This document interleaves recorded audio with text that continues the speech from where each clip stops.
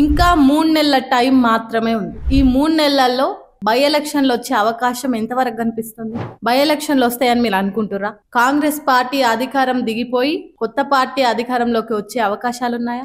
ఏంది అసలు ఏం మాట్లాడుతుంది ఈ వీడియో, దేని గురించి అని కన్ఫ్యూజ్ అవుతురా? ఇప్పుడు సుప్రీంకోర్టు ఆర్డర్ చూస్తే ఏం జరుగుతుందో అన్న అయోమయంలో ఎమ్మెల్యేలందరూ ఇప్పుడు షాక్ కి గురయ్యారు. Especially Congress party MLAs. అందులో పార్టీ మారిన ఎమ్మెల్యేలు అయితే ప్రాణాలు అరిచేతుల్లో పెట్టుకొని కాలం గడుపుతారు. ఎందుకంటే ఎప్పుడైతే బీఆర్ఎస్ గవర్నమెంట్ అధికారంలో నుంచి పోయి కాంగ్రెస్ గవర్నమెంట్ అధికారంలోకి వచ్చిందో 10 మంది ఎమ్మెల్యేలు టక్ టక్ టక్ టక్ అనుకుంటా కాంగ్రెస్ లోకి జంప్ అయిపోయారు. జంప్ అయిన తర్వాత వాళ్ళు చెప్పిన సమాధానాలు ఎట్లున్నాయంటే, మేము అభివృద్ధి కోసం నిలబడతాం, అభివృద్ధి కోసం ఉండాలంటే అధికారంలో ఉన్న పార్టీలోనే ఉండాలి, కాబట్టి మేము పార్టీ మారినామని ఆ మారిన 10 మంది ఎమ్మెల్యేలు చెప్తారు.